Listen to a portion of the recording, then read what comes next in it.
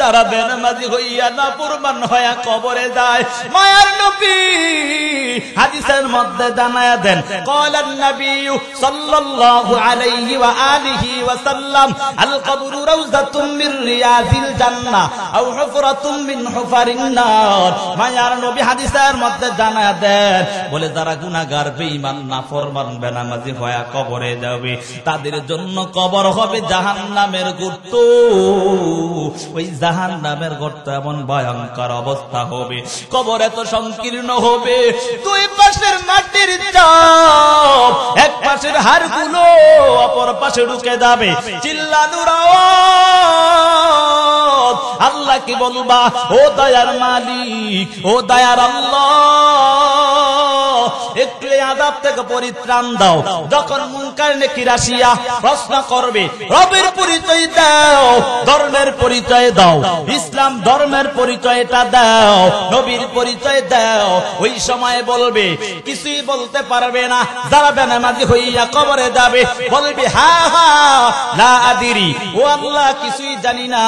তখন আল্লাহ তাআলার আযাবের ফেরেশতারা ডাক দিয়া বলবে, ও আল্লাহ আযাবের ফেরেশতারা ডাক দিয়া বলবে, বেঈমান নাফরমানকে তাড়াতাড়ি জাহান্নামের পোশাক পরায়া দাও, জাহান্নামের পোশাক পরায়া দাও, জাহান্নামের বিছানা বিছায়া দাও। ওই জাহান্নাম থেকে সৌরং রাস্তা করে দেওয়া হবে। ওই জাহান্নামের আগুনের তাপ কলিজা পর্যন্ত ভুনা ভুনা হয়ে যাবে। আল্লাহকে ডাকবা, ও দয়ার মালিক, ও দয়ার আল্লাহ, কলিজা শুকায় গেছে, একটু পানি দাও। আল্লাহ তোমার কোন ডাকেই সাড়া দিবে না, এমন ভাবে ডাকবা, ডাকতে ডাকতে হাজার হাজার বছর পার হয়ে যাবে, তারপর আল্লাহ তোমার কোন ডাকেই সাড়া দিবে না। আল্লাহ তাআলা ওই সময় জাহান্নামের ফেরেশতাদেরকে ডাক দিয়া বলবে, ওরে জাহান্নামের ফেরেশতা দাদা, ওই বেঈমান নাফরমান বেনামাজিকে রক্ত পুজ গামগুলাকে আগুনের পাত্রের মধ্যে করিয়া তার হাতের মধ্যে ধরায়া দে। যখন রক্ত পুজ গামগুলাকে ওই জাহান্নামীর হাতের মধ্যে ধরে দেওয়া হবে, কিতাবের মধ্যে লেখা হয় হাতের মধ্যে যত গোশত আছে গোশতগুলা খুশি খুশি জমিনের মধ্যে পড়ে যাবে। এমন ভয়ঙ্কর অবস্থা হবে। আল্লাহকে আবারও ডাকবা, ও দয়ার মালিক, ও দয়ার আল্লাহ, এগুলা কি পানি দিলা রে আল্লাহ, এতদিন হয়ে গেল রে আল্লাহ, পানিও পাইলাম না রে আল্লাহ, একটু পানি দাও, পানি দাও। নিরুপায় হইয়া ওই রক্তপুঞ্জ পানিগুলাকে যখন চেহারার সামনে নেওয়া হয়, হাদিসের মধ্যে আসে, চেহারার সামনে নেওয়ার পর চেহারার মধ্যে যত গোশত আছে গোশতগুলো খসে খসে জমিনের মধ্যে পড়ে যাবে। হাতেও গোশত নাই, চেহারার মধ্যেও গোশত নাই, কঙ্কালের মতো হয়ে যাইবা। এমন ভয়ঙ্কর অবস্থা হবে। এর যুবক সন্তান, এখন তাকাইয়া দেখো, এই যে সূর্যের তাপ আমরা সহ্য করতে পারি না, 9,30,00,000 মাইল দূরে সূর্য, এই সূর্যের তাপ আমরা সহ্য করতে পারি না।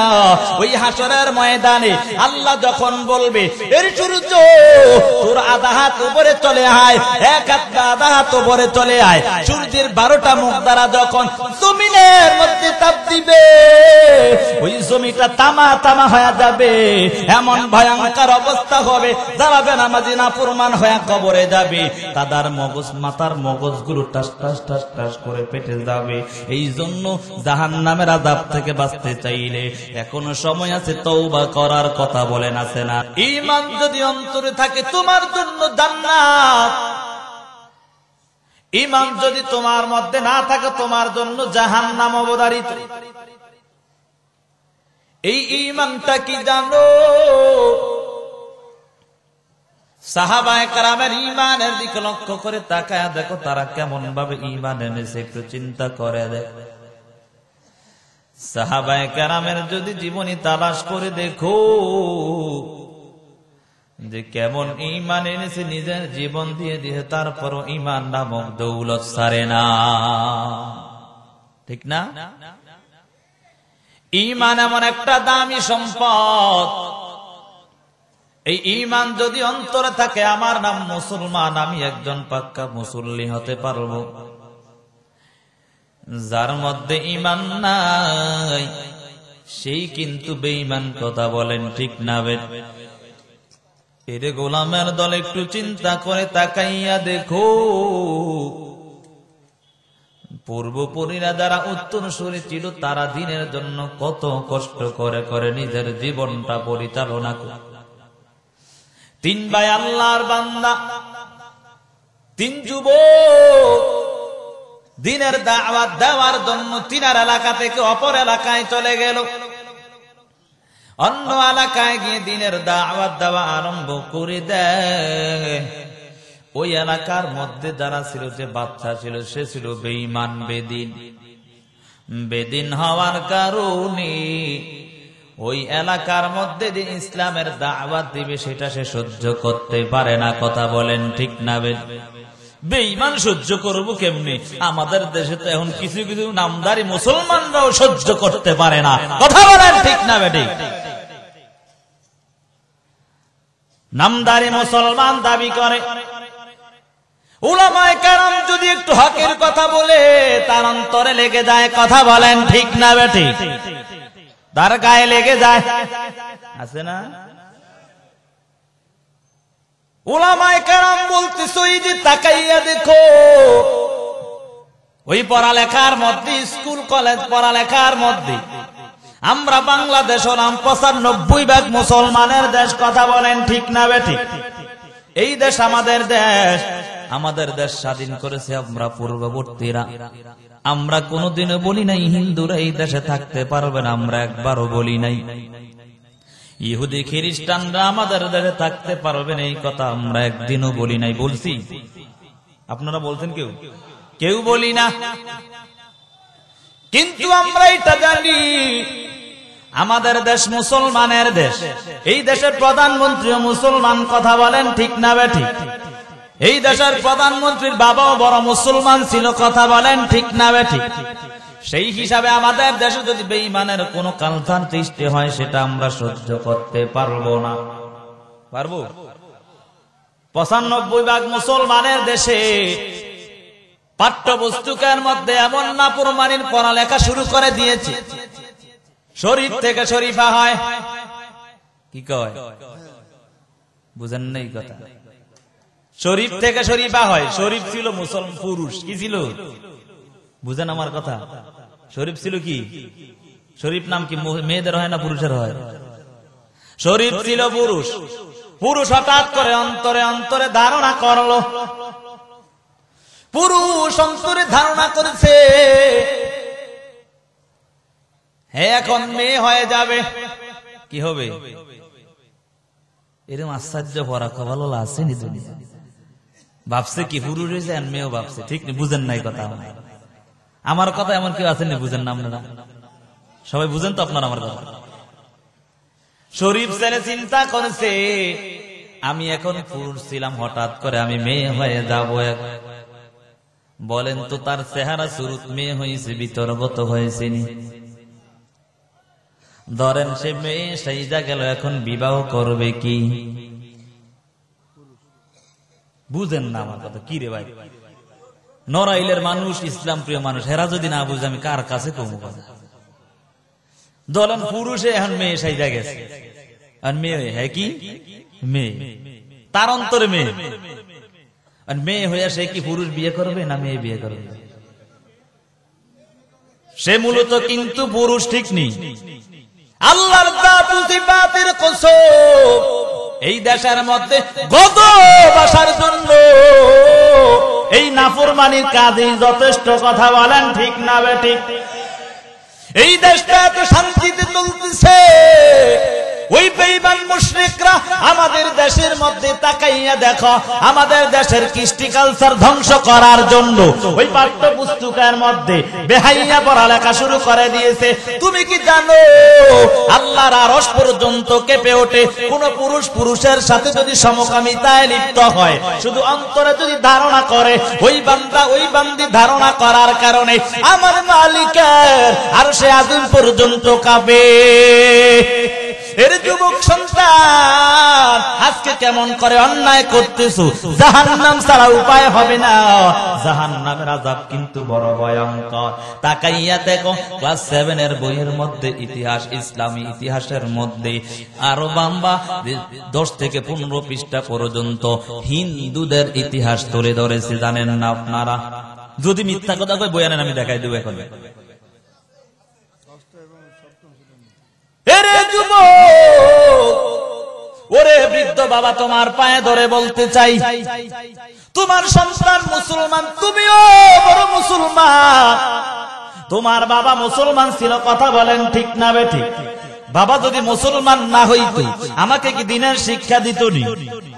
আমার বাবা মুসলমান, আমার 14 গোষ্ঠী মুসলমান, এজন্য আমিও মুসলমান। আমার দেশ মুসলমান, আমার প্রধানমন্ত্রী মুসলমান, আমার দেশে অধিকাংশ লোক মুসলমান। কথা বলেন ঠিক না বেঠিক?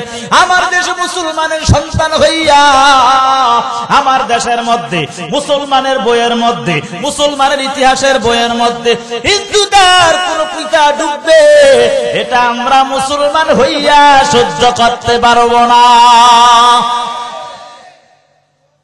এর যুবক সন্তান, এজন্য আগে ঈমানটাকে মজবুত করে নাও। ঈমান যদি মজবুত হয়, ওই মাহতাব আসিফ স্যারের মতো যখন এমন অন্যায় পড়ালেখা দেখবা, সাথে সাথে ওই পৃষ্ঠাটা সবার সামনে চিরা সবাইকে দেখাইতে পারবা। বুঝেন নাই কথা? যদি জ্ঞান থাকতো, দিনের জ্ঞান আজকে মুসলমানের সন্তানের অন্তরে, তাহলে কখনো অন্যায় পড়ালেখা হতে দিত। আমরা যদি দাবি করি আমাদের সরকারের কাছে, উনি বাধ্য হবেন এটা দাবি আদায় করতে। কথা বলেন ঠিক না বেঠিক? যা কিছু হোক আর না হোক, যদি আমি বলি আপনি তো মুসলমান, এটা করতেই হবে, তখন তো তিনি এমনিই করবেন। কথা বলেন ঠিক না বেঠিক? আমরা তো তলে তলে বলি ঠিক আছে সালা। আমরা কি বলি? খারাপ লাগে? এরে ভাইয়েরা আমার, হক কথা তিতাই লাগে, এটা জানেন তো আপনারা। লাগুক আপনার কাছে, আমি কয়ে যাবো, মানতে হবে আপনার। কথা বলেন ঠিক না বেঠিক? আমরা মুসলমান, আমাদের মধ্যে আছে ঈমান। এই ঈমানকে তাজা রাখতে হলে বেঈমানদের বিরুদ্ধে আমরা রুখে দাঁড়াতে হবে। কথা বলেন ঠিক না বেঠিক? ভাইয়েরা আমার, ঈমানটাকে মজবুত করে নাও। ওই 3 যুবক দিনের দাওয়াত দেওয়ার জন্য অন্য এলাকায় গিয়ে হাজির হয়ে যায়। ওই এলাকার বাদশা ছিল বেঈমান নাফরমান। ওই বেঈমানের এলাকায় দিনের দাওয়াত দিবে, এটা বেঈমান সহ্য করতে পারে না। 3 যুবক মিলিয়া দাওয়াত দেয়। দাওয়াত দেওয়ার পর হঠাৎ করে ওই সরকারি কর্মকর্তার হাতে পড়ে যায়। হাতে পড়ার পর 3 যুবককে প্রশ্ন করে, তোমরা এখানে কি করতেছো বলো।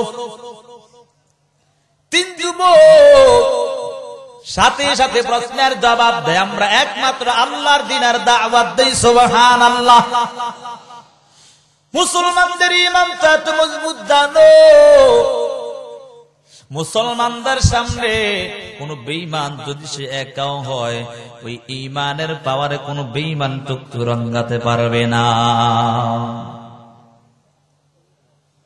3 যুবককে যখন প্রশ্ন করা হয়, এর যুবক সন্তানরা বলো, তোমরা কিসের এমন দাওয়াত দিতেছো? তোমরা সারিবদ্ধ হয়ে মানুষকে কিসের দাওয়াত দাও?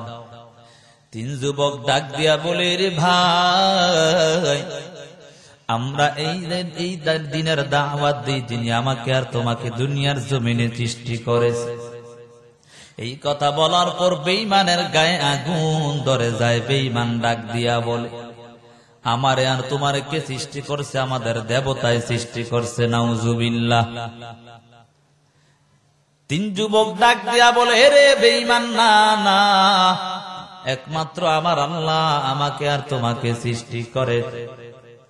এই কথা বলার পর ওই বেঈমান গিয়ে বাদশা মহারাজের কাছে খবরটা জানায়া দেয়, ওরে বাদশা, আমাদের দেশে আমাদের ধর্মকে ধ্বংস করার জন্য 3 যুবক কোথা থেকে জানিয়ে আসে, তাদেরকে ধরার প্রয়োজন। তাড়াতাড়ি তাদেরকে কাঠগড়ায় দাঁড় করায়া দাও। এই কথা বলার পর বাদশা মহারাজ তাড়াতাড়ি বলল, তাদেরকে ধরে নিয়ে আসো বিচার কার্যে। 3 যুবককে ধরে নিয়ে আসা হয়। বাচ্চা ডাক দিয়া বলে, এর যুবক বল, এই এলাকায় কি করতেছে একটু জানতে চাই। 3 যুবক এক আওয়াজে ডাক দিয়া বলে, আমরা ইলায়ে কালিমাতুল্লাহর দাওয়াত দেই, আল্লাহর দ্বীনের দাওয়াত দেই। এ কথা বলার পর বাচ্চা ডাক দিয়া বলে, রে যুবক সন্তানেরা শুনো, এই দেশটা হলো আমাদের, এই দেশের মধ্যে কোনো অন্য ধর্মের প্রচার চলবে না। এই দেশের মধ্যে আমাদের ধর্মের প্রচার চলবে, অন্য কোন ধর্মের প্রচার চলবে না। এই কথা বলার পর 3 যুবক ডাক দিয়া বলে, একমাত্র ধর্ম তো হলো ইসলাম। কথা বলেন ঠিক না বেঠ? অন্য কোন ধর্মেই হতে পারে না। বলেন তো, যদি কাটা গায়ে লেবুর রস লাগায় সেটা কি ধরে না ধরে না? বাচ্চা ডাক দিয়া বলে, যুবক আরেকবার যদি বলো এই দিনের কথা বলো, তাহলে তোমাদেরকে হত্যা করে দেব।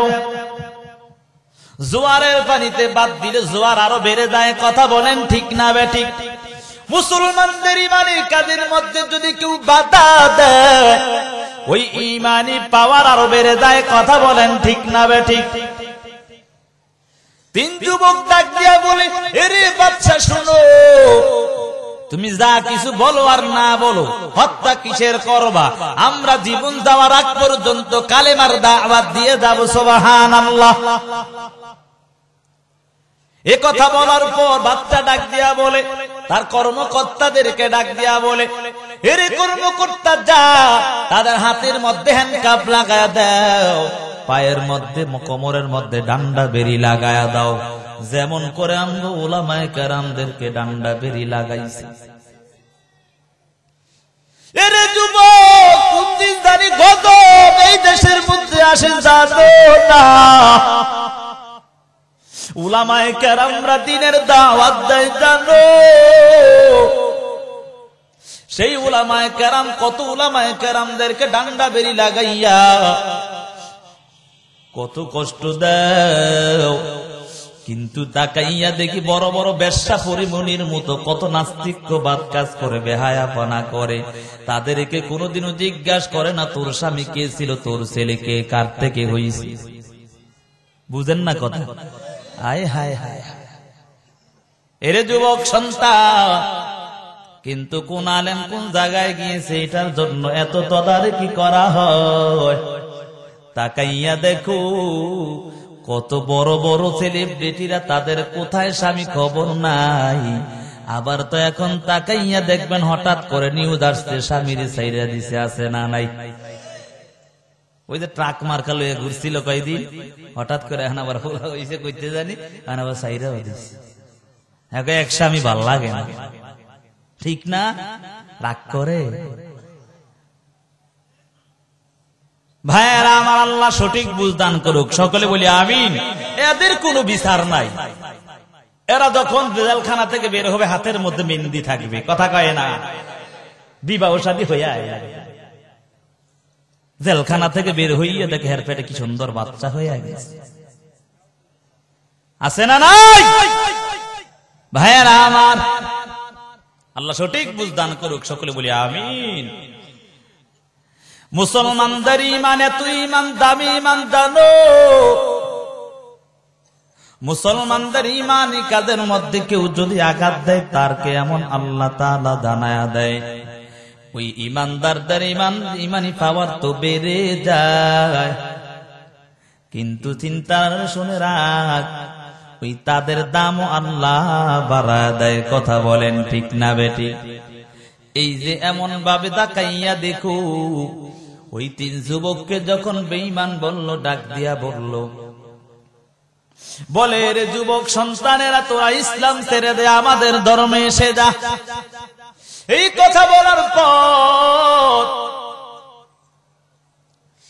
যুবক 3 সন্তান ডাক দিয়া বলে, আমাদের জীবন দিতে রাজি, তারপরও ইসলাম দিতে রাজি এ কথা বলার পর ওই বাচ্চা মহারাজ বেঈমান ডাক দিয়া বলে, যদি আমাদেরকে তোমরা যদি ঈমান না ছাড়ো তাহলে এমন ভাবে তোমাদেরকে আযাব দিয়ে আমরা মেরে ফেলব।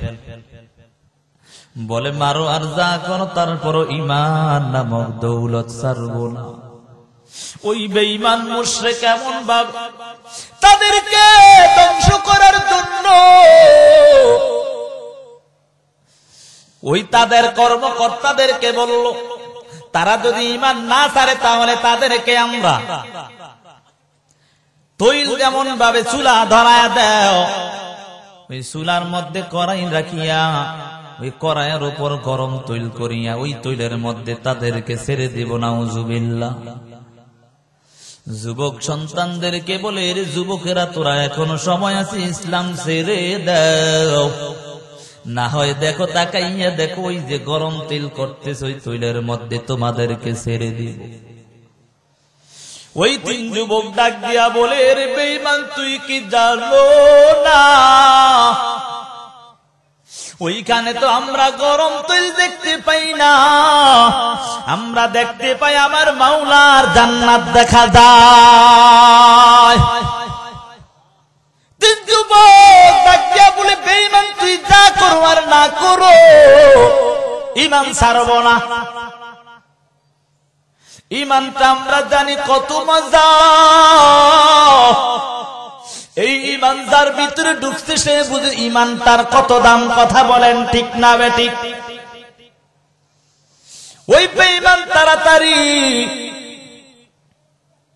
ওই তৈল যখন গরম করতে লাগলো, তৈলগুলো এমন ভাবে ভাতের নাই টকবক টকবক করতেছে।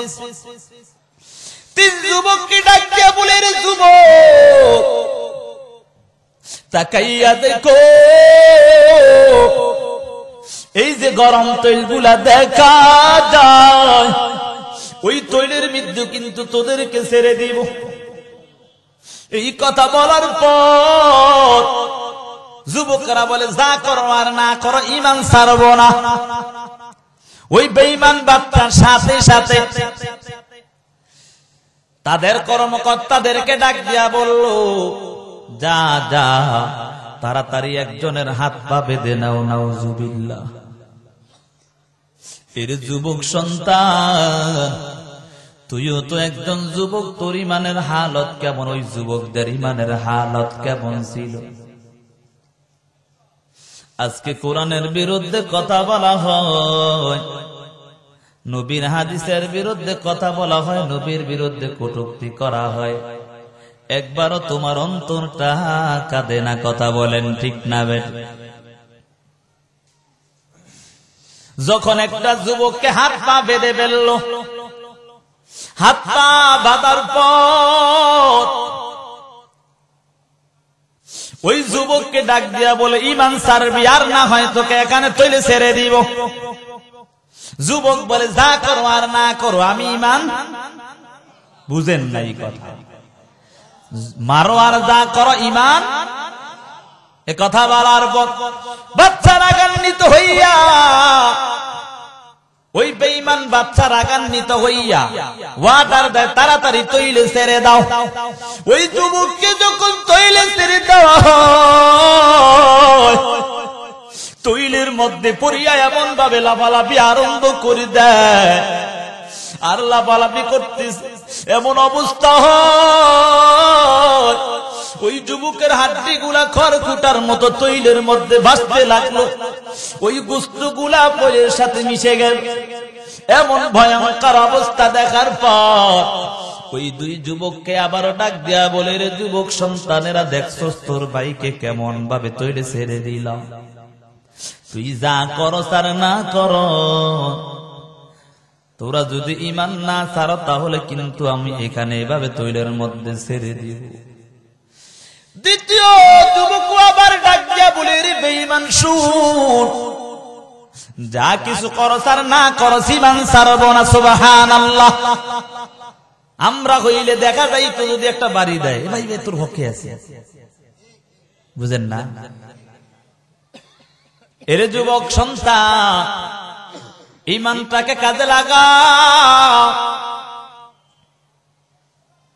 যখন দ্বিতীয় যুবককে আবারও বলল, দেখছস নি ইমান না ছাড়লে এভাবে গরম তৈলে ছেড়ে দিব। এ কথা বলার পর দ্বিতীয় যুবক প্রথম যুবকের মতো প্রশ্নের জবাব দেয়। ওই বেঈমান রাগান্বিত হইয়া এই দ্বিতীয় যুবককেও আবার হাত পা বাঁধিয়া ওই তৈলের মধ্যে যখন ছেড়ে দেয়, ওই দ্বিতীয় যুবক এমন ভাবে লাফালাফি আরম্ভ করে দেয়, গোশতগুলা হাড্ডি থেকে আলাদা হয়ে গেল, গোশতগুলা তৈলের মধ্যে খড়কুটার মতো বাজতে লাগলো। দুই যুবককে যখন তৈলে ছেড়ে দেওয়া হয়, তৃতীয় যুবককে ডাক দিয়া বলে, এর যুবক তুই যদি ঈমান না ছাড়ো তাহলে তোকে এভাবে এই আগুনের মধ্যে পালায়া দিব, এই তৈলের মধ্যে পালায়া দিব। এই কথা বলার পর তৃতীয় যুবক বলে, এর বেঈমান তুই যা কিছু করস আর না করস, আমি তো তাকাইয়া দেখি আমার ভাইদেরকে তুই তৈলে ছাড়স না, আমার ভাইদেরকে সুন্দর নাচ নেয়ামতের জান্নাতের মধ্যে ছেড়ে দিয়েছো। এ কথা বলার পর ওই বেঈমান আরো রাগান্বিত হয়ে গেছে। ঘটনা কি? এমন ভাবে তার সামনে তৈলে ছেড়ে দিলাম, তারপরও তাদের ঈমান নড়ে না। আরেক তার কর্মকর্তা আসিয়া ওই বেঈমান বাদশাকে ডাক দিয়া বলে, রে বাদশা মহারাজ, আপনি জানেন না মুসলমানদের ঈমান কিন্তু বড় মজবুত ঈমান, সুবহানাল্লাহ। তাদের ঈমান এমনি সারা যাবে না, কারণ তাকাইয়া দেখেন না দুই যুবক তৈলে ছুটল, তারপরও ঈমান ছাড়ে না। আপনি এতটুকুই করতে পারবেন, এই যুবককেও তৈলে ছাড়িয়া তাকেও মেরে ফেলতে পারবেন, আর কিছুই হবেন।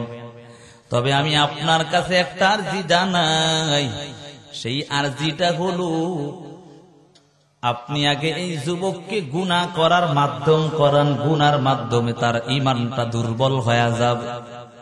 কারণ গুনার মাধ্যমে বান্দা বান্দির ঈমান দুর্বল হয়ে যায়। কথা বলেন ঠিক না বেট? এর যুবক সন্তান, তোর ঈমান কেন এত দুর্বল জানো? ওই যে মোবাইলের গুনাহ করিয়া নিজের জীবনটাকে ধ্বংস করে ফেললি। রাত্র গভীর হয়, দরওয়াজাটা আটকায়া কানের মধ্যে হেডফোনটা লাগায়া মোবাইলটা হাতে নিয়া কত গুনায় লিপ্ত হইলির যুবক সন্তান। তোর মা দেখবে বিদায় দরওয়াজাটা আটকা দিলির যুবক সন্তান। তোর মা দেখলে শুধু এতটুকুই করবে যে একমাত্র তোর এতটুকুই হবে, তোকে বকা জকা দিবে, আর কিছুই করবে না। তার জন্য তোর এত খারাপ লাগে, যার কারণে ওই দরওয়াজাটা বন্ধ করে দিলি রে যুবক সন্তান। তুই কি জানোস না, তোমার মা দরওয়াজাটা বন্ধ করে ফেললে আর তোমার মা দেখতে পায় না, কিন্তু আমার মালিক এমন একজন আল্লাহ জানো। তুমি অন্তরে অন্তরে যা ধারণা করো সবই কিন্তু কে জানে?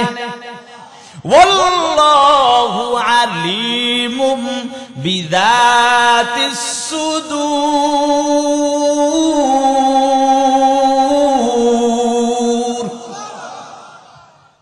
তুমি অন্তরে অন্তরে যা ধারণা করো তার খবর কে জানে? তুমি যেখানেই যাও না কেন, কে আছে তোমার সাথে? এর যুবক, অন্যায় করা যাবে না, ঈমানটা দুর্বল হয়ে যাবে। ঈমানটাকে মজবুত বানায় নেও। ওই তিন যুবকের শেষের যুবক যে তৃতীয় নাম্বার যুবক ছিল, ওই যুবকের ব্যাপারে বেঈমানের কর্মকর্তা ডাক দিয়া বলে, ওরে বাদশা মহারাজ, তাদের ঈমানকে এমনি দুর্বল করা যাবে না, তাদেরকে আগে গুনাহ করাইতে হবে, তারপর তার ঈমান দুর্বল হয়ে যাবে। আর ঈমান দুর্বল হলেই তারা আমাদের ধর্মে চলে আসবে, নাউজুবিল্লাহ। বাচ্চা বেঈমান ডাক দিয়া বলে, তাহলে কি করা যায় একটু বলো। বলে, গুনার মাধ্যম হলো একটা কাজ করো, সেটা হলো আমার একজন সুন্দরী নারী আছে, আমার কন্যা সন্তান, ওই নারীর দিয়ে আমার এই যুবকটাকে গুনার কাজে লিপ্ত করো। তবে বাদশা মহারাজ তাকে যদি আমি গুনার কাজে লিপ্ত করাইতে পারি, ঈমান হারা করতে পারি, তাহলে আপনি আমাকে কি দিবেন আমাকে একটু জানায়া দেন।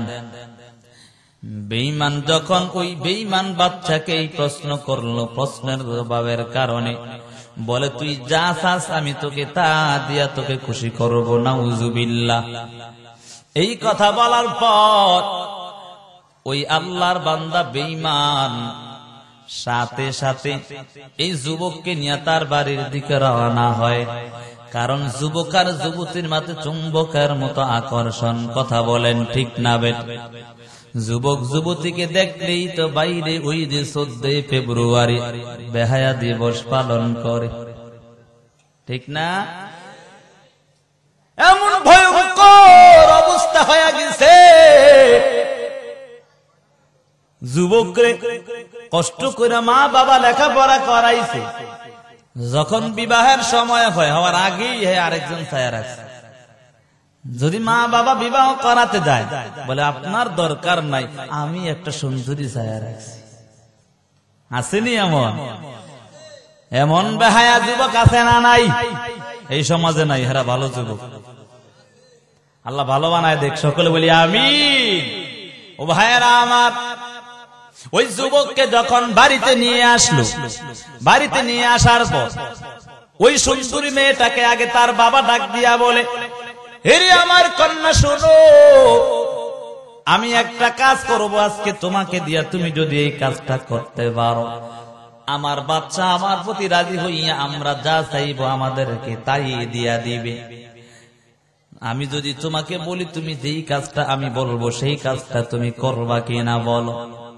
এই কথা বলার পর ওই নারী, ওই কন্যা সন্তান ডাক দিয়া বলে, আব্বা জান, যদি এমন হয় করতে সমস্যাটা কি, বলো কি এমন কাজ? বলে, আমি একজন যুবক আনলাম, এই যুবকটাকে আর তোমাকে একটা রুমের মধ্যে দিয়া দিব।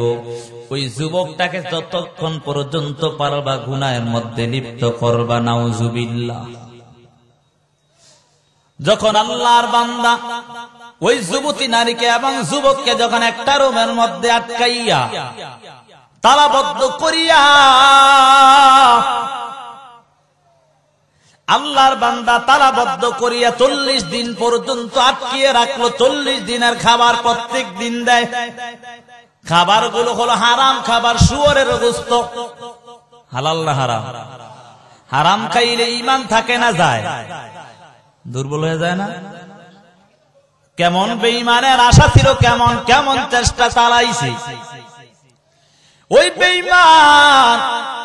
তার নারীটা, তার কন্যা সন্তানটাকে সুন্দর সুন্দর পোশাক পরায়া ওই যুবককে ওইখানে আটকায়া রাখিয়া শুয়োরের গোশত, হারাম খালা, হারাম খাবার গুলো তার কাছে দেওয়ার পর ভয়ঙ্কর অবস্থা হয়েছে। 40 দিন পর্যন্ত আল্লাহর বান্দি তাকে গুনাহ করানোর জন্য অনেক চেষ্টা করেছে, অনেক চেষ্টা করেছে। এমনও হইছে মাঝে মাঝে ওই নারী উলঙ্গ হইয়া তার সামনে সারাদিন রাত্র বসে থাকত। কিন্তু মাওলার বড় কুদরত, ওই যুবক একদিন ওই নারীর দিকে চোখটা উঠায়া তাকায় না। শুধু তা নয়, 40 দিন পর্যন্ত কোন হারাম খাবার খায় না। সুবহানাল্লাহ কইতেন। বলে, হুজুর ওই যুবক তাহলে কিভাবে বেঁচেছে, জীবন বাঁচাইছে কিভাবে? 40 দিন পর বাবা এসে ওই মেয়ের কাছে খবর আনে, এরে মেয়ে বলো কতটুকু আগাইছো, কতটুকু কাজ করেছো? মেয়ে ডাক দিয়া বলে, ওরে আব্বা জান, আমার কপালটা বড় খারাপ। আজকে 40 দিন পর্যন্ত এই যুবককে আমি কোনো গুনাহ করাইতে পারি না। সুবহানাল্লাহ। বলে, শুধু তা নয়, তুমি যে খাবারগুলো আমাদেরকে দিয়ে দাও, এই খাবার থেকে একদিনও সে কোনো খাবারে খায় না। সুবহানাল্লাহ। এই কথা বলার পর বলে তাহলে যুবক কি করে একটু জানতে চাই। বলে সে তার ধর্মের নামাজ সারা দিন রাত্র কাটায় দেয়। সুবহানাল্লাহ। শুধু তা নয়, বাবা ডাক দিয়া বলে, ওরে কন্যা সন্তান, বলো ওই যুবক কি খাইছে এতদিন একটু জানতে চাই। যুবকের এই কথা শোনার পর মেয়ে কান্না করতেছে। মেয়ে কান্না করে বলে, ওরে আব্বা জান, আমি মাঝে মাঝে উলঙ্গ হইয়া তার সামনে শুয়ে থাকতাম, বসে থাকতাম, কিন্তু তাকাইয়া দেখতাম এই আল্লাহর বান্দাটা অন্যায় করতো না, আমার দিকে একবারও ফিরে তাকায় না। মাঝে মাঝে আমি তাকাইয়া দেখতাম ওই আল্লাহর বান্দাটা, ওই মুসলমান আল্লাহর বান্দাটা কেমন যেন হয়ে যায়। ওই রাত্র যখন গভীর হয়, কার কাছে যেন কি হাতটা তুলিয়া কি যেন চায়, চাওয়ার সাথে সাথে আমার আল্লাহ ওই রকমারি খাবার দিয়া তার সামনে ভরে ফেলে। সুবহানাল্লাহ। ওরে আব্বা জান, আমি তাকাইয়া দেখি তার চতুর্পাশে তো খাবার, ওই খাবার গুলা কখনো আমি দুনিয়ার জমিনে দেখতে পাই না। বাবা সন্তানকে ডাক দিয়ে বলে, এখন কি করার? ওই সন্তান ডাক দিয়া বলে, ও আব্বা জান, আমি আর এই ধর্মে থাকতে চাই না, সেই ধর্মের মধ্যে থাকিয়া ওই আল্লাহর বান্দাটা এমন কাজ করতেছে, নামাজের মধ্যে থাকে, আল্লাহ তার রিজিক দিয়া দেয়, আমি ওই ধর্মে যেতে চাই। সুবহানাল্লাহ। এ কথা বলার পর বাবা আশ্চর্য হয়ে গেল।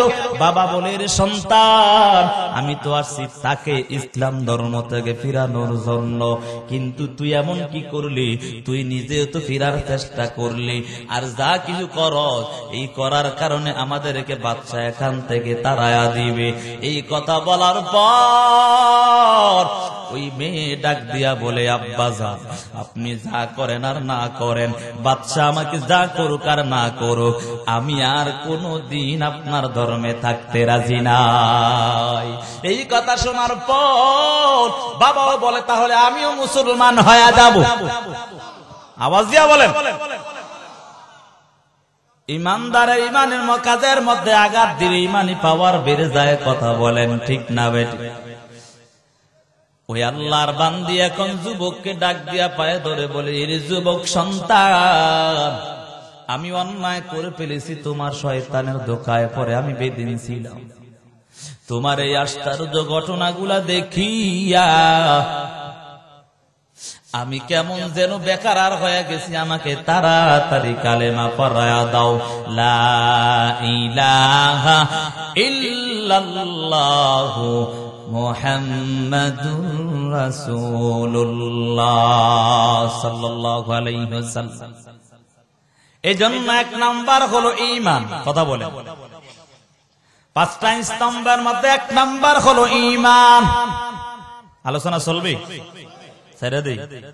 আমার লাগে ভালো হইতো যে ঘুমাইতাম ঢাকায় যায় প্রত্যেকদিন ভাবে। কালকে রংপুর কোথায়? তবে আলহামদুলিল্লাহ আপনাকে তো কষ্ট কবে বিমানে যাইতে। ভাইয়েরা আমার, দ্বিতীয় নাম্বার হলো ইকামিস সালাহ। দ্বিতীয় নাম্বার হলো নামাজ কায়েম করা, নামাজ আদায় করা। মুসলমানদের এক নাম্বার স্তম্ভ হলো ঈমান, দ্বিতীয় নাম্বার স্তম্ভের নাম হলো নামাজ। এর যুবক সন্তান, আজকে নামাজ তুই এখন করতে দৌড়াও, একবারও চিন্তা করলি না রে যুবক সন্তান? নামাজ তুই মুয়াজ্জিন আযান দেয়, হাইয়া আলাস সালাহ, তুই মসজিদে যাও না, তুই গিয়া ওই যে দোকান পাটে আড্ডায় লিপ্ত হয়ে যাস। কথা বলেন ঠিক না? যখন তুই অন্যায় কাজে দৌড়াও, আল্লাহ বলেন, ইয়া আইয়ুহাল ইনসান মা গররাকা বিরব্বিকাল কারীম। এরে ইনসানের দল, হেরে আমার মানব জাতি শুনে রাখ, তোদেরকে তোদের রবের প্রতি কোন জিনিস ধোঁকায় পালায়া দিল? আমার রব এত সুন্দর জবান দিয়েছে, এত সুন্দর চেহারা দান করেছে, এত সুন্দর হাত পা আমার আল্লাহ দান করে। আল্লাহর কুদরতি পায়ে দুইটা সিজদা দিতে আমরা রাজি নাই। কথা বলেন ঠিক না? অথচ তুমি বিপদের মধ্যে পড়বা, নামাজের মাধ্যমে আল্লাহর কাছে সাহায্য চাইবা। ইয়া আইয়ুহাল্লাযীনা আমানুস্তাঈনু বিস-সাবরি ওয়াস-সালাহ ইন্নাল্লাহা মা'আস-সাবিরিন।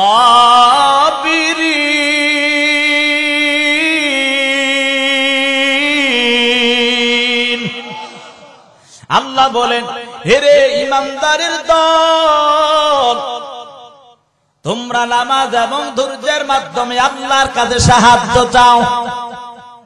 আর আজকে তাকাইয়া দেখো, মুসলমান বিপদের মধ্যে পড়ে গ্রামীণ ব্যাংকে গিয়ে দৌড়ায়। কথা বলেন ঠিক না? অথচ মায়ার নবী হাদিসের মধ্যে জানায়া দেন, কানা রাসূলুল্লাহি সাল্লাল্লাহু আলাইহি ওয়াসাল্লাম ইযা হাযাবাহু আমরুন বাদারু ইলাস সালাহ। মায়ার নবী হাদিসের মধ্যে জানায়া দেয়, বলে যদি কোন নবী পর্যন্ত সাহাবায়ে কেরাম বিপদের মধ্যে পড়ে যাইতেন, সাথে সাথে নামাজের মধ্যে দাঁড়ায়া যাইতে। ঠিক না? আজকে আমরা কোন পথে চলতেছি? এই নামাজের মাধ্যমে আল্লাহ বিপদ থেকে হেফাজত করে কি করে না? আজকে তুমি আর আমি কি হইলাম?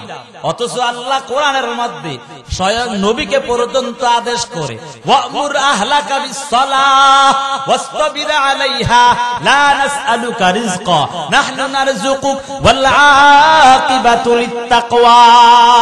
আল্লাহ বলেন, হে নবী আমার, আপনি নামাজ পড়েন, নামাজ আদায় করেন, আপনার অধীনস্থ আপনার পরিবার সকলকে নামাজের আদেশ করেন, তার উপর অবিচল থাকেন, এবং আপনার কাছে আমি রিজিক চাই না, বরং আমি আল্লাহ আপনাকে রিজিক দে। বুঝেন নাই কথা? বানায়া কইছি। আল্লাহ কোরআনের মধ্যে বলেছে, এই নামাজের মাধ্যমে বান্দা তোমাকে বিপদ থেকে হেফাজত করবে কে? জোরে একটা ডাক দেও তো কে? বেঈমানদের অন্তরে ঘূর্ণিঝড় লাগা দাও। তোমাকে আর আমাকে আল্লাহ বিপদ থেকে হেফাজত করবে কে? একজন আল্লাহর বান্দা খাঁটি আসে, কুলির কাজ করত। কুলি আপনারা চিনেননি? মানুষের মালগুলা এক জায়গা থেকে অপর জায়গায় নিয়ে যায়। এখন তো গাড়ির সময়, এই জন্য গাড়ি দিয়ে নেওয়া হয়, আমরা লেবার বলি। ঠিক না ভাইয়েরা আমার? ওই কুলি নামাজি আল্লাহর বান্দা, নামাজি মানুষ, তাকে সবাই বিশ্বাস করত, তার কাছে সবাই আমানত হিসাবে মালসামানা দিত। আল্লাহর বান্দা ওই মালসামানা গুলো নিয়া মানুষের কাছে সব সময় সুন্দরভাবে পৌঁছায়া দিতে। কুলি আল্লাহর বান্দা একদিন এমন হয়ে গেল, কিছু সংখ্যক মানুষ যখন ধন সম্পদ গুলো দেয়, সাথে সাথে ধন সম্পদ গুলো নিয়ে যখন রওনা হয় সাওয়ারির মধ্যে করিয়া, কিছু দূর সামনে যাওয়ার পর একজন আল্লাহর বান্দা এসে ডাক দেয়, এরে কুলি ভাই, আমি একটা বিপদের মধ্যে পড়ে গেছি, আমাকে একটু তুমি সাহায্য করো। কুলি মাশাআল্লাহ, কোন মানুষের বিপদ দেখলে সহ্য করতে পারে না, এমন আছে না? মানুষ সহ্য করতে পারে না।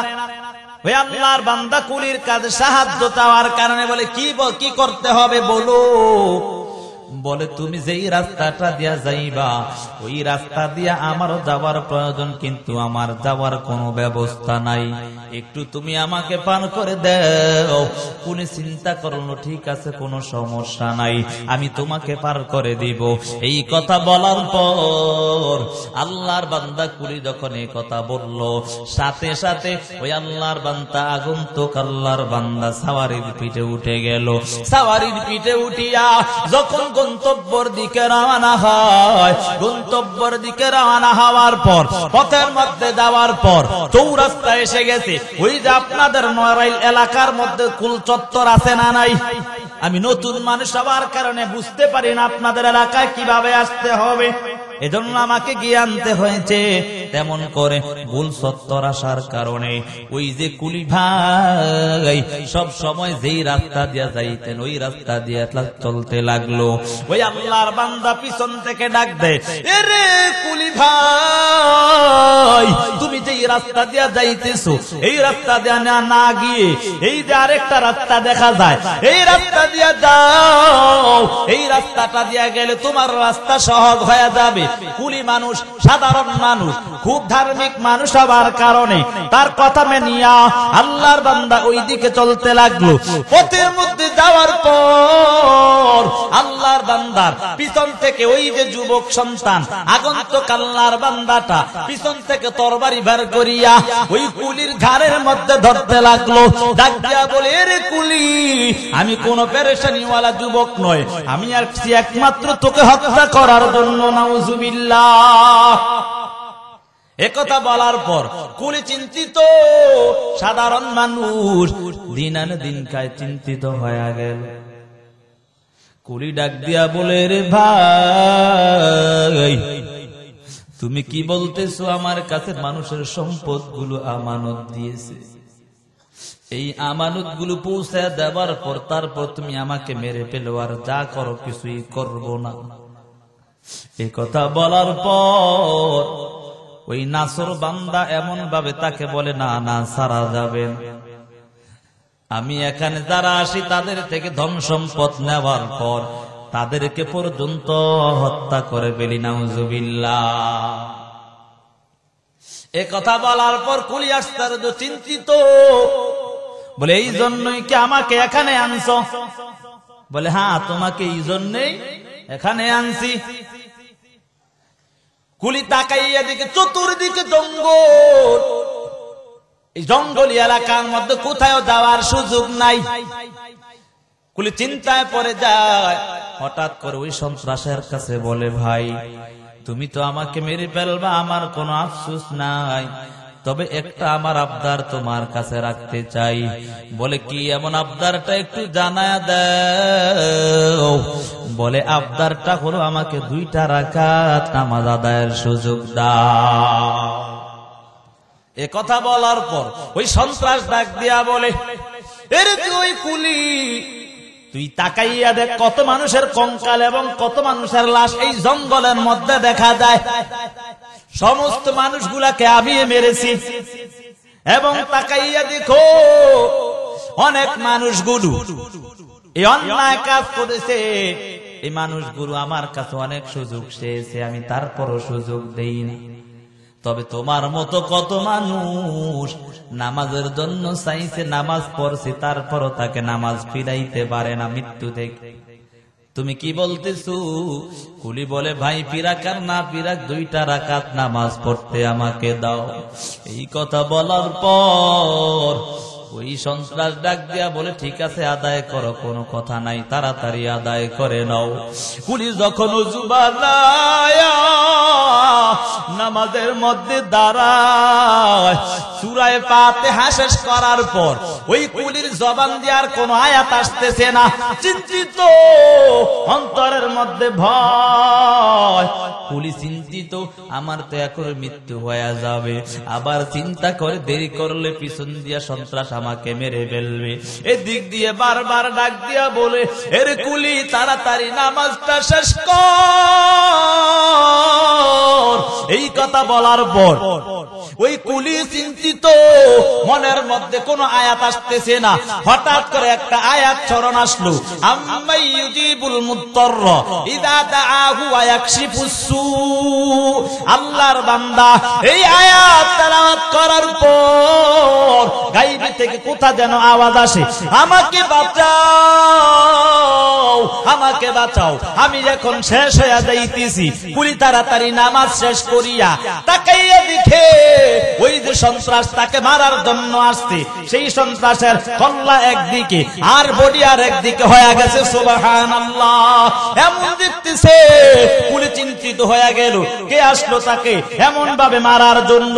কিছুক্ষণ পর তাকায়া দেখতেছে সাদা পাগড়ি পরিহিত, গায়ে সাদা লম্বা জামা, ওই জামা পরিয়া একজন আল্লাহর বান্দা চলে যাইতেছে। কুলি ডাক দিয়া বলে, ওরে ভাই তুমি কোন মানুষ আসছো? আমি ওই মৃত্যু সজ্জা থেকে, ওই আল্লাহর বান্দা থেকে আমাকে বাঁচায়া দিলা, তুমি কে একটু জানতে চাই।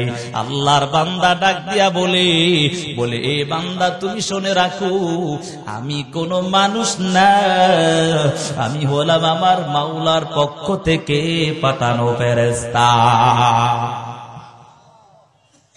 এরে যুবক সন্তান, বিপদে যখন পড়বা নামাজে দাঁড়ায়া যাইবা, পারবনি? কোথায় দাঁড়াবো? নামাজে দাঁড়ায়া যাব। নামাজে দাঁড়াইয়া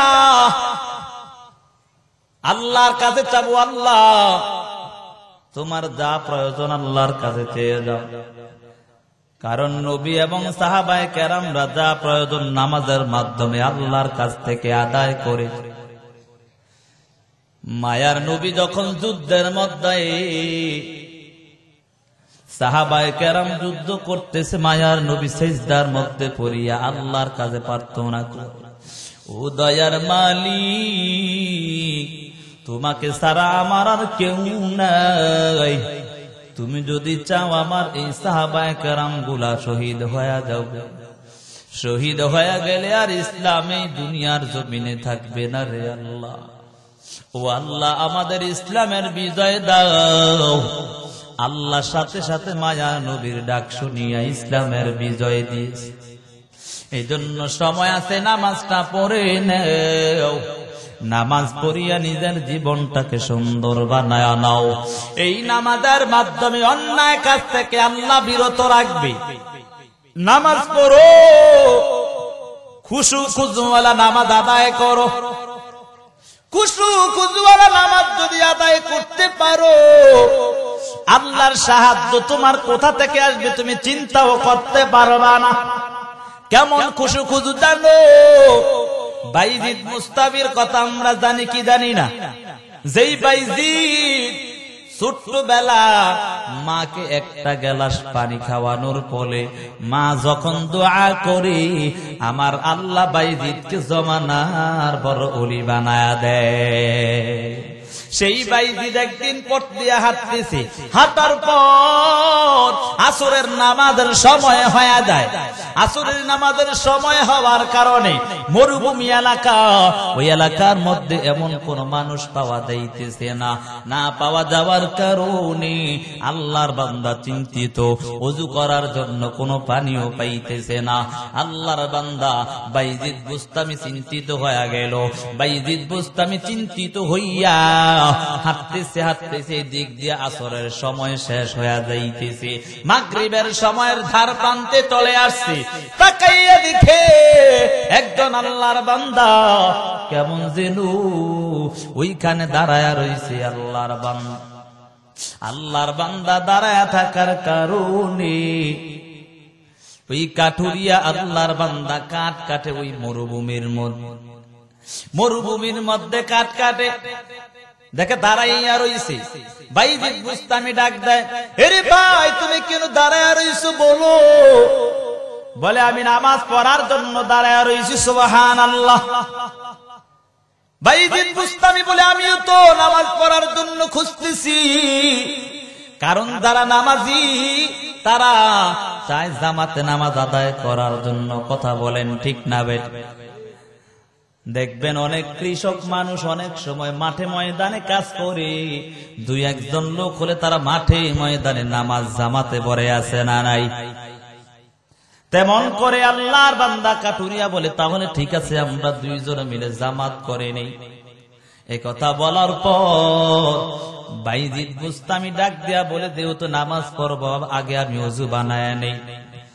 ওযুর কথা যখন বলছি, ওই কাটুরিয়া মনে মনে চিন্তা করে, এটা আবার কেমন ওলি? তিনার কথা না শুনলাম বাইজিদ বুস্তামি, কোন মুসলমান কি কখনো ওযু ছাড়া থাকতে পারে? সুবহানাল্লাহ। কাঠুরিয়া বলে, বাইজিদ বুস্তামি এত বড় ওলি, আল্লাহর ওলি, হে আবার ওযু ছাড়া থাকে, এটা কেমনে? আস্তে আস্তে, কারণ যদি আবার শুনে লাই, আস্তে আস্তে কি কয়, এত বড় ওলি আবার ওযু ছাড়া কেমনে থাকে? এ কথা বলার পর বাইজিদ বুস্তামি শুনে ফেলছে। বাইজিদ বুস্তামি চিন্তা করলো, হায় হায়, এটা কোন সাধারণ মানুষ হতে পারে না, এটা বড় একজন মারাত্মক লোক হতে পারে। বাইজিদ বুস্তামি ওযু বানায়া যখন আসলো, আসার পর ডাক দিয়া বলে, এরে কাটুরিয়া ভাই, তুমি নামাজ আদায় করো। কাটুরিয়া ডাক দিয়া বলে, আমি কি নামাজ আদায় করাবো? আপনি হলেন জমানার বড় ওলি, আপনি নামাজটা পড়ায় নেন। বাইজিদ বুস্তামি বলে, না না, আমি নামাজ পড়াবো না, তুমি পড়াও। এমন যখন ধাক্কা ধাক্কি শুরু করে দিল, কাটুরিয়া চিন্তা করলো নামাজের সময় শেষ হয়ে যাইতেছে। এই চিন্তা করিয়া কাটুরিয়া নামাজের মধ্যে দাঁড়ায় গেল। নামাজের মধ্যে দাঁড়াইয়া যখন আলহামদুলিল্লাহি রাব্বিল আলামিন, মনে মনে আলহামদুলিল্লাহি রাব্বিল আলামিন শুধুই পড়তেছে, আর কোন আয়াত কিছুই পড়ে না। এমন দেরি, এদিক দিয়া বাইজিদ বুস্তামি ডান পাশে দাঁড়ায়া চিন্তিত, এই যে মাগরিবের সময় হয়ে যাইতেছে, এই কাটুরিয়া কি এখনো মাসআলা জানে না? মাগরিবের সময় আসলে তো নামাজ কাজা হয়ে যাবে, বুঝেন না? এই কাটুরিয়া কি মাসআলা জানে না? আমি যখন তাকে ধাক্কাইলাম, সে বলতে পারলো না যে আমি মাসআলা জানি না। তুই তো হইতো, কথা কয় না। বলে, এটা আবার কি কাজ করলো? সালামটা হিরা এলো তো, আজকে কাঠটা ভেঙে গেল। কি কয়, সালামটা হিরে এলো, নামাজ আমারটাও শেষ করলি, তোরটাও শেষ করলি, আজকে তোর ঘর ভেঙে গেলাম। এ কথা আমার মনে মনে ভাবতেছি, মনে মনে কি ভাবতেছি, কারণ আমার নামাজ তো শেষ হয়ে যাইতেছি, ঠিক না? বাইজিদ বুস্তামি বলে, তুই যদি মাসআলা নাই জানোস, তাহলে তুই কেন ইমামতি দাঁড়ালি? নামাজ শেষ করার পর বাইজিদ বুস্তামি ডাক দিয়া বলে, এরে কাটুরিয়া, তুই কেন নামাজের মধ্যে এত দেরি করলে একটু জানতে চাই।